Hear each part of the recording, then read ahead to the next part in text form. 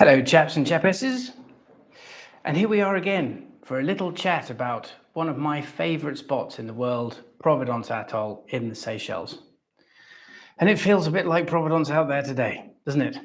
It's a bit hot, a bit sweaty, and I don't think we're quite used to these kind of temperatures in the UK. So let me tell you a little bit about why I ended up in Providence and the number of times I've been and what keeps me going back. I know that many of you who follow this channel will almost have seen large quantities of videos that I've made while down there, mostly because it's the one big saltwater trip that I do every year. So that's where I tend to pick up quite a lot of content. But when we first started exploring the Indian Ocean atolls, especially the outer atolls and the Seychelles, sort of 2005, 2006, we started fishing down at Cosmolido Atoll, and then sort of from that, then pushed. This was after Alphonse and all of the Amarintes chain. When we started looking at the outer atolls, Providence was probably the last one to be explored and to be fished. And having done Cosmolido a couple of times, I was very, very excited to go and check that out. And that was probably around 2008, 2009. And I was sort of gearing myself up to put a team together and go and have a look at it when the piracy situation hit the Indian Ocean. All the motherships were banned and we couldn't go out and we couldn't fish those atolls. So we really just stuck to Farquhar through that period of time, which was land-based. But Providence always held that kind of mystery and mystique of an atoll that I hadn't fished, that I desperately wanted to get at. And I think one of the reasons was its sheer size. I mean, it is a big atoll. It's much bigger than all of the others. It's 44 kilometers long and 12 kilometers wide and about 345 square kilometers of area. And if you put that into perspective, Cosmolido is about 145 kilometers squared. So it's about 3 times the size. And there's so much fishing there because it isn't like Cosmolido surrounded by granitic coral that sort of goes around the outside of it, forming that lagoon system. It's like a very long, thin atoll, the middle of which has got a big lagoon in it. But it's almost like a giant bowl with 2 islands at either end. There's sort of Providence Island on the north end, and then there's Surf Island on the south. And the sheer area that you have to go and play in, and it's a totally different kind of environment to what you find on a lot of those other atolls. I mean, the nearest you're going to find is its nearest neighbor, Farquhar, but it's like Farquhar on steroids. You have much of the same kind of fishing type areas that you would have. You have the giant sort of turtle grass banks like Green Mile on Farquhar, but those are sort of 10 times the size on the east side of Providence. You have the big sand areas on the northeast side of Providence Island, where you come into contact with all sorts of amazing tailing species, bonefish, big bonefish. Anyway, I'm sort of slightly getting ahead of myself. So having done a lot of fishing through Farquhar and Cosmolido, Farquhar, and some of the other atolls, Providence was the one I really, really wanted to get to. And in 2016, that is when Flycastaway decided to open up that atoll again. And I wanted to be on the first boat down there. And I put together a team and we went down and we got all the way down there, having traveled all the way from the UK. And we got a day and a half on the flats. And then Hurricane Fantala came in. So we had to get back on the boat after about a day and spend 3 days at sea running from Hurricane Fantala, which was very exciting. And thank heavens that there was lots of alcohol on board because there wasn't much else to do.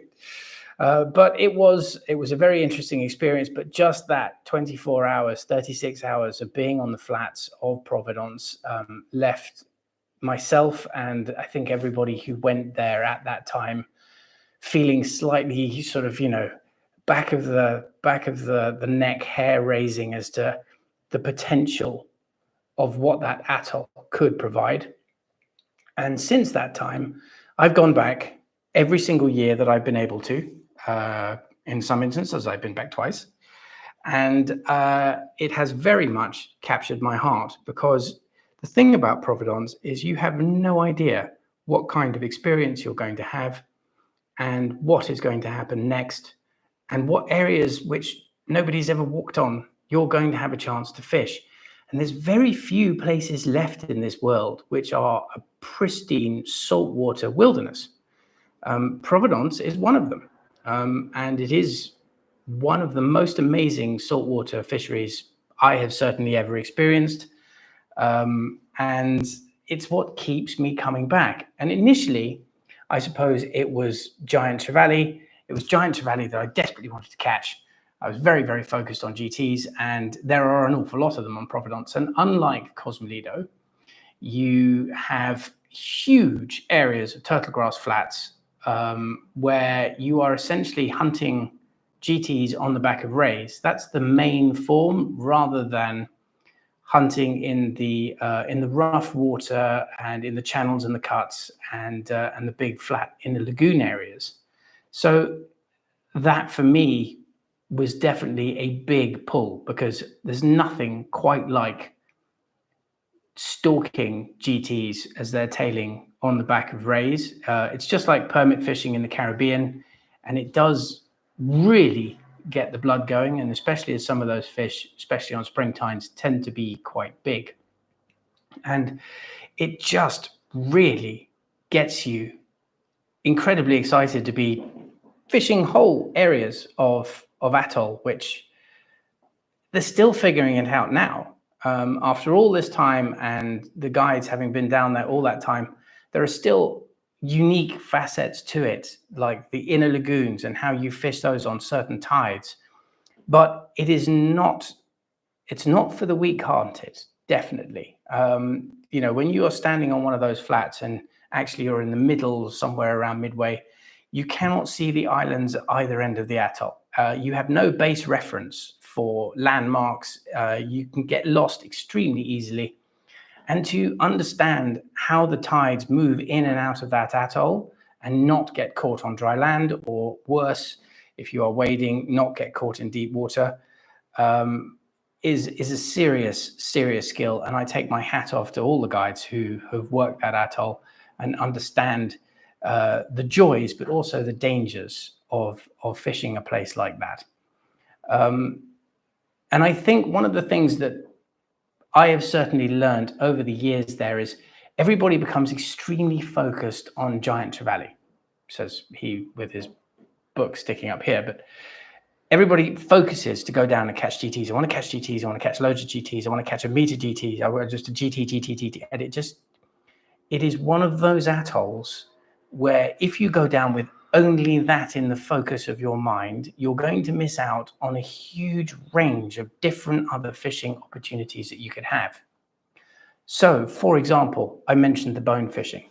If you get the tides right, and you can fish on those certain areas that contain the bonefish, I've never experienced bone fishing like that anywhere in the Caribbean, anywhere else in the Indian Ocean, where you have got fish which are probably average 5 or 6 pounds sliding in through 2 or 3 inches of water off the back of an apex, and you're down on your hands and knees practically fishing with only the leader material out of the tip of your rod and a fairly hefty shrimp pattern, and the fish just come in and absolutely hoover it.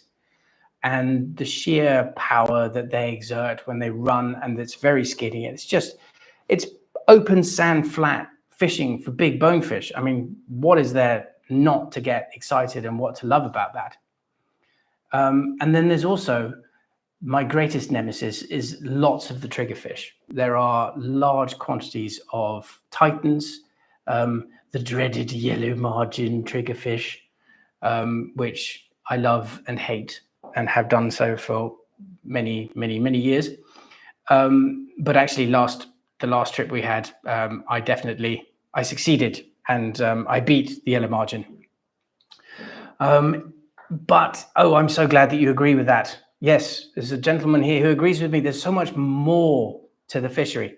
And every time I've gone down there, I've ended up in a different tidal format or different tidal formation, whether it's been extremely high springs or whether it's been very small neaps or whether it's a combination of the two. And every time we go down there, you experience something different and you learn something. You learn something about the atoll, you learn something about the behavior of the species that you're chasing, and you probably learn quite a lot about yourself as a fisherman and what you're capable of and what you're not. And triggers will test your patience. That is what I've discovered. They will test your patience and probably make you scream a lot. And then the other species are milks. There's lots of milkfish down there. When you get the big pushes of water that come off the atoll, they bring a lot of the algae that those milks love to feed, and you get big football pitches size areas of feeding milkfish coming off the edge of the atoll. And if you can't catch one in that situation, then maybe you should just not try anymore, because it'll drive you absolutely mental. But if you will have a very good opportunity. And there's also bumphead parrotfish, lots and lots of bumphead parrotfish, and you will move from squadron to squadron of bumpies. I remember one evening fishing with two lovely gentlemen, and excuse me, one of which had not caught a bumphead parrotfish. One of which had just caught the biggest bumphead parrotfish of his life. And I remember, as the sun was sort of slowly beginning to sink down towards the horizon, there were four of us in a line, and every time he hooked one and it bust him off, we would just hand another rod up the line and then bring the other one down and start re-rigging it as we carried on, because there were that many fish to actually take shots at. We'd basically been fishing for bumpies all afternoon. Now, I don't know where else you can do that, and they will roll and they will look at those flies, and we've got some phenomenal footage of them doing that, which hopefully we will be sharing with you quite soon. But I mean, it's an extraordinary experience to go and fish in basically waist depth water for a big tailing fish. It's like a giant bone on steroids. But then you also have all of the other species. And by that, I mean all of the varieties of grouper and snapper and the dreaded Napoleon wrasse. The dreaded Napoleon wrasse was a fish that we all fell in love with when we fished on a particularly high spring tide one year. So a large proportion of the day, we were pushed off the flats and we couldn't wade. So we amused ourselves by mostly looking around the areas of the lagoon and the edges, and the coral outcrops, and we found huge schools of bohars, which were great fun to catch, big grouper, and the Napoleon wrasse. And some of those fish were monsters. I mean, 1.5 meters at least, probably pushing 100 pounds. We bust off a lot of them. But to actually be attached to a fish, which you would normally have to dredge in the outside reef areas of most of the other atolls, they are all living inside the lagoon on Providence, which I think makes it very, very different. So you can do that kind of fishing without having to go to the drop-off. And you have to negotiate your way through all those beautiful coral gardens. There are also blue water fish. So if you want to go and fish off the edge, you can actually be standing on a flat, and 300 meters away, it drops away to 1,800 feet. So you can be casting at a bonefish or a triggerfish 1 minute, you can hop in a boat, and then you can be pulling a single teaser for sailfish the next. Although the sail fishing season is probably better in the autumn time than in the spring. There's normally some around, but there's a huge different variety of stuff to play with and things to learn. And I think that is probably what keeps me going back there every year, because I'll never stop learning it. No matter how many times I've been there, I'm always going to learn something new. The other thing I will say about it, it is one of those atolls which it will push you out of your comfort zone as a saltwater fisherman, which is healthy. Being pushed out of your comfort zone will make you grow as a fisherman. And Providence will do that to you. It'll put you into some interesting scenarios. Some of the surf line walks that you will do are really pretty exciting, but you can suddenly find yourself dancing on your tippy toes. It appears to be someone in a Harley Davidson driving past outside. Maybe you could keep that noise down, sir. Thank you very much. It is definitely one of those situations, though, where you will end up in the surf line. The surf walks there are extraordinary. You can get there just at the bottom of the low tide, at the beginning of the push, and you can stand on the ridges and you can wait for that tide to start coming towards you. It's probably my favorite facet of the entire fishery, to be honest. There's nothing quite like being in an area where you get to see GTs swinging down the inside of waves. It's quite different, and you can see them charging down, and then you've got to get your rod and your line, and you've got to get it above the surf as it's coming in, and that's a whole different skill set in itself. And I'm sure that some of you who have watched the videos of me heading down to Providence will watch me screw that up royally, because it happens to everybody. If you get your timing wrong, it's tricky. What do you say, Yarko? Any freshwater fishing experience in Canada? Any prized North American fish species come to mind? Yes, many, but I'm not going to discuss them on this live chat, because this is really one for Providence and for saltwater. But by all means, drop me a line, and I'd be delighted to tell you numerous different opportunities. Oh, don't worry, no big deal. So I'll also tell you that the flat areas are vast. And I know that I've mentioned that before. So when you're out there, you'll be fishing line abreast. It's a bit like a sort of, a line of battle, if you like, as you're pushing out across those flats. Everybody's looking, everybody's waiting for fish. There is no sitting there waiting for your buddy to fish.